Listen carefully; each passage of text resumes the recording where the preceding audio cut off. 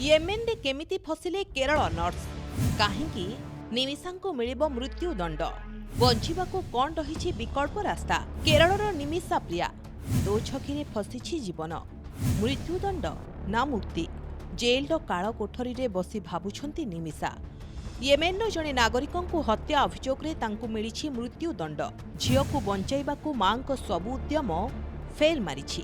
Yemen राष्ट्रपति रासम अल अलमी निमिषांक मृत्युदंडकु अनुमोदन करिबा परे निमिषांक बंचिबाकु नेई देखा देइछि अनिश्चितता मासक मध्यरे तांकु मृत्युदंड मिलिपारे बोली कुहा जाउछि।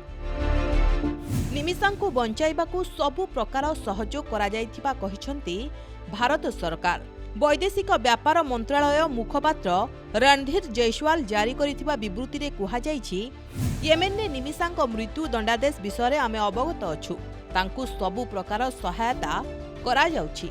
आगको भारत सरकार येमेन सरकारक सह कथा होई पारंती बोली कुहा जाउछि।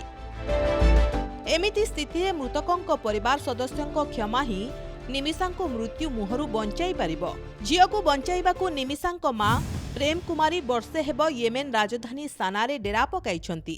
मृतकंक परिवार लोकंकु बुझाई मामला फेराई नेबाकु चेष्टा चलाउछंती। 2008 रे निमिषा चाकरी पाई जाइथिले येमेन। सेठारे से नर्स चाकरी करथिले। स्वामी और झियो सह रहुथिले। 2014 रे स्वामी और झियो सह भारत फेरी आसिथिबा बेले वीजा समस्या पाई येमेन रे निमिषा रही जाइथिले। सेठारे तलाल ओब्दा मेहदी नामक येमेन नागरिकंक सह मिसी हॉस्पिटल करथिले।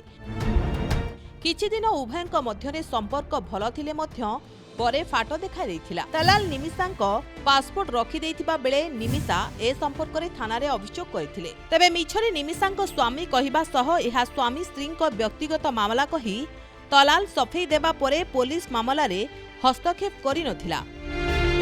एहा परे रक्तमुखा होई जाइथिले निमिषा निशा इंजेक्शन देई तलाल को हत्या करथिले आ पासपोर्ट आनी भारत फेरी आसिबा को प्रस्तुति चलाइथिले। हेले तांकर सबु चाल फेल मारिथिला। मात्र 4 दिन रे येमेन पुलिस तलाल हत्या घटनार पर्दाफाश करी निमिषांको गिरफ करिथिला। परे 2017 रु 8 वर्षरु अधिक हेबो जेल रे निमिषांको जीवन कटुछि। मामलार विचार करी निमिषांको फांसी दंडादेश सुनाइथिले विचारपति जहाकु विरोध करी निमिषा सेठाकार सुप्रीम कोर्ट रे मध्य आवेदन करिथिले हेले खारज करिथिले सुप्रीम कोर्ट। सोमवार मृत्यु दंडादेश येमेन राष्ट्रपति मंजूरी देबा परे आसंता मासे भितरे निमिषांको फांसी मिलिपारे बोली कुहा जाउछि। एबे समय कहिबो आगुकु कोन हेबो निमिषांको जीवन कहानी।